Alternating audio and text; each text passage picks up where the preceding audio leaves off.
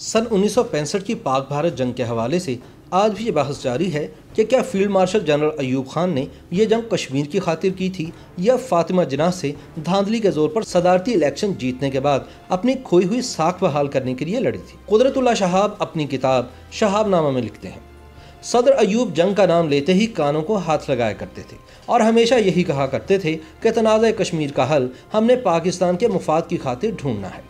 इस हल की तलाश में पाकिस्तान को दाव पर नहीं लगाना। तो सवाल पैदा होता है कि वो कौन से मुहर्रकात थे जिनकी बिना पर जंग का नाम लेते ही कानों को हाथ लगाने वाले अयूब खान को भी ये जंग लड़ना पड़ी। किस्सा कुछ यूँ है कि जनवरी सन 1965 में पाकिस्तान का भारत के साथ रन ऑफ कच्छ का तनाज़ा शुरू हुआ और जनवरी सन 1965 में ही तब के फौजी सदर अयूब खान ने कायदे आज़म मोहम्मद अली जिन्नाह की हमशीरा फातिमा जिन्नाह को खुली धांधली के जरिए सदारती इंतखाब हरा दिया। इन सदारती इंतखाबात में अयूब खान को जितवाने के लिए जो हरकत की गई उनकी वजह से इसका इमेज काफ़ी ख़राब हो गया। चुनाचे कहा जाता है कि अयूब खान ने अपना ख़राब इमेज बेहतर बनाने की खातिर मकबूजा कश्मीर को आज़ाद करवाने के लिए ऑपरेशन जिब्राल्टर शुरू करने का सोचा। सदर अयूब खान के बेटे गौहर अयूब खान ने अपनी किताब ऐवान इक़्तिदार के मुशाहिदात में लिख रखा है कि ऑपरेशन जिब्राल्टर का मंसूबा वजारत खारजा की रिपोर्ट पर बनाया गया। अयूब खान को यकीन दिलाया गया था कि अगर पाकिस्तान ने कश्मीर में फौजी कार्रवाई की तो भारत बैनुल-अक़वामी सरहद पार नहीं करेगा, लेकिन मालूम नहीं हतमी फैसले का इख्तियार रखने वाले अयूब खान ने इस बात पर अंधा यकीन क्यों किया। गौहर अयूब लिखते हैं, ऑपरेशन जिब्राल्टर सरकारी तौर पर 8 अगस्त सन 1965 को शुरू किया जाना था, ताहम मुजाहिदीन को कश्मीर के अंदर दाखिल करने की कार्रवाई 5 अगस्त सन 1965 को ही शुरू कर दी गई। अगस्त के अवाइल में तकरीबन 4000 मुजाहिदीन को तरबियत देकर भारतीय मकबूजा जम्मू कश्मीर भेज दिया गया। उन्होंने कश्मीर में भारतीय फौज के मुआसलाती निज़ाम को दरहम बरहम करके रख दिया और बाज़ फौजी पोस्टों पर भी हमले किए। मुजाहिदीन की कार्रवाइयाँ जोर पकड़ने के साथ भारतीय फौज ने मुजाहिदीन के दाखिली पॉइंट्स की तरफ तेज़ी से पेशकदमी शुरू कर दी। उन्होंने मुजाहिदीन के खिलाफ ऑपरेशन शुरू कर दिया जिसमें काफ़ी तादाद में मुजाहिदीन शहीद हो गए और बहुत से गिरफ्तार भी हुए। भारतीय फौज ने 26 अगस्त सन 1965 को दिफाई लिहाज से अहम इलाके पीर सहाबा पास पर कब्जा कर लिया। अगर भारतीय फौज थोड़ी सी पेशरफ्त और करती तो शायद मुजफ्फराबाद पर भी कब्जा हो सकता था। 2 दिन बाद भारतीय फौज ने हाजीपीर पास का कंट्रोल भी हासिल कर लिया। यूं ऑपरेशन जिब्राल्टर सख्त मुश्किलात का शिकार हो गया और नाकामी से दोचार हुआ। याद रहे कि अपनी किताब में गौहर अयूब ने मुक़्तदर कुव्वतों की इज़्ज़तदारी के लिए सिर्फ मुजाहिदीन का जिक्र किया है। हकीकत तो ये है कि अयूब दौर में बनाई गई जिब्राल्टर फोर्स के कमांडोज भी गिरफ्तार हुए। ऑपरेशन जिब्राल्टर इतना खुफिया रखा गया था कि एयर मार्शल नूर खान को भी इसकी भिनक न पड़ने दी गई। भारत की तरफ से बढ़ते हुए खतरात के पेश नज़र ऑपरेशन जिब्राल्टर के बाद ऑपरेशन ग्रैंड स्लैम 31 अगस्त सन 1965 को शुरू किया गया, जिसका मकसद लाइन ऑफ कंट्रोल पर दबाव में कमी लाना, झमचोड़ियाँ पर कब्जा और अखनूर में कशीदगी पैदा करके मुजफ्फराबाद की तरफ भारतीय पेशकदमी को रोकना था। इस हवाले से पेशकदमी जारी थी और ऐन मुमकिन था कि यह ऑपरेशन कामयाब होता, मगर उस वक्त के आर्मी चीफ जनरल मूसा खान ने घोड़ा बदलने का फैसला किया और जनरल अख्तर हुसैन मलिक की जगह जनरल याहिया खान को डिवीजन कमांडर तैनात कर दिया। कमांडर की इस तब्दीली से जो वक्फा मिला वह भारत के लिए गैबी इमदाद साबित हुआ।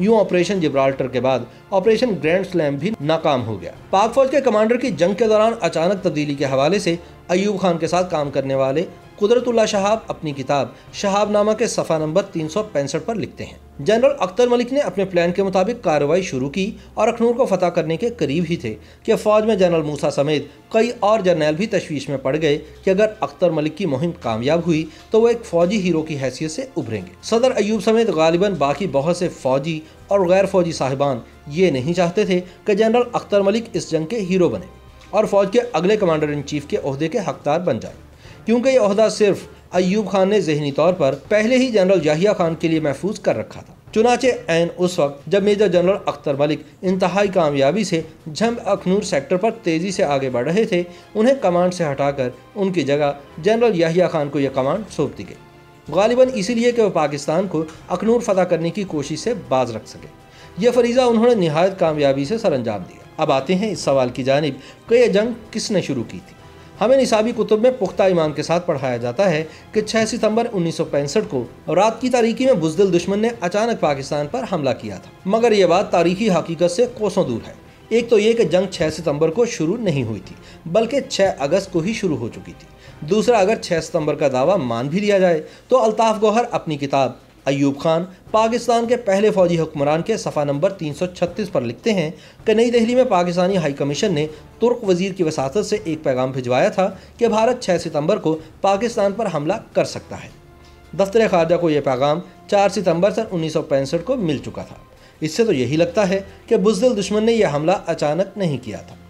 उस वक्त के पाक फौज के दो साबिक सरबराहान air chief marshal retired Asghar Khan और air chief marshal retired Noor Khan ने बिलतरतीब 4 मई सन 2001 और 2 अगस्त सन 2004 को इंटरव्यूज़ में दावा किया कि 6 अगस्त सन 1965 को कश्मीर में मुदाखलतकार भेजकर पाकिस्तान ने जंग का आगाज़ किया था। एयर चीफ मार्शल नूर खान ने 6 सितंबर सन 2005 को डॉन को इंटरव्यू देते हुए कहा, बर्री फौज ने एक बड़ा झूठ बोलकर कौम को गुमराह किया कि यह जंग भारत ने छेड़ी थी। 6 सितंबर को शुरू होने वाली जंग के 17 रोज़ बाद 23 सितंबर को जंग बंदी का ऐलान किया गया। ये राय भी मौजूद है कि अगर ये जंग मज़ीद चंद रोज़ जारी रहती तो पाकिस्तान को भारी नुकसान उठाना पड़ता। जंग बंदी के बाद ये सवाल उठा कि ये जंग कौन जीता।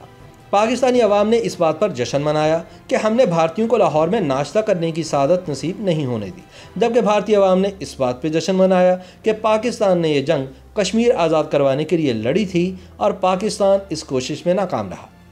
इस हवाले से एयर चीफ मार्शल नूर खान ने 6 सितंबर सन 2005 को डॉन को इंटरव्यू में पाकिस्तान की 1965 की जंग में फतह को तारीखी झूठ करार दिया और कहा कि चूंकि इस झूठ की तस्हीह नहीं की गई इसलिए पाक फौज अपने ही घड़े अफसाने पर यकीन करने लगी है।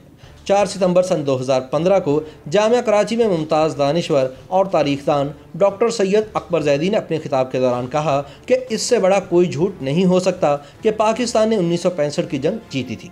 दरअसल हम सन 1965 में ये जंग बुरी तरह हार गए थे। ये जंग कौन जीता, ये जांचने का एक पैमाना मुआहिदा ताशकंद भी है, जिसके मुताबिक भारत ने 710 मुरब्बा मील का इलाका पाकिस्तान को लौटाया, जबकि पाकिस्तान ने 210 मुरब्बा मील का इलाका वापस किया। अक्टूबर सन 1964 के बाद सदर अयूब अक्सर औकात भारतीय वज़ीर आज़म लाल बहादुर शास्त्री के बारे में कहा करते थे कि इस बालिश डेढ़ बालिश के आदमी के साथ कोई संजीदा गुफ्तगू करना बेकार वक्त ज़ाया करना है।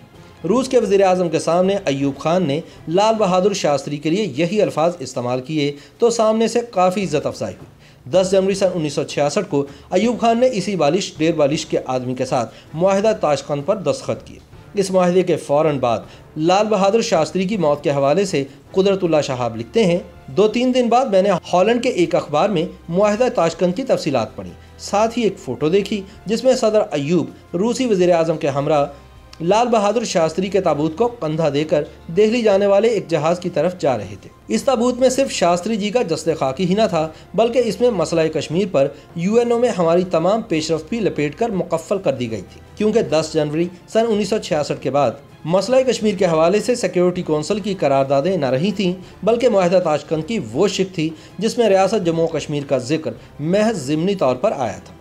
बाकी जिंदा दिल पाकिस्तानी कौम पुख्ता यकीन के साथ इस बात पर ईमान बरकरार रखे कि जंग हमने कश्मीर के लिए लड़ी थी। YouTube पर गूगली न्यूज देखने के लिए youtube.com की सर्च बार में गूगली न्यूज टीवी टाइप करें। गूगली न्यूज के पेज पर सुर्ख रंग के सब्सक्रिप्शन वाले बटन पर क्लिक करना ना भूलिए। YouTube पेज पर अपलोड होने वाली वीडियोस से बाखबर रहने के लिए बेल आइकन पर क्लिक कीजिए। आपको हर नई वीडियो के बारे में नोटिफिकेशन मौसूल हो जाएगा।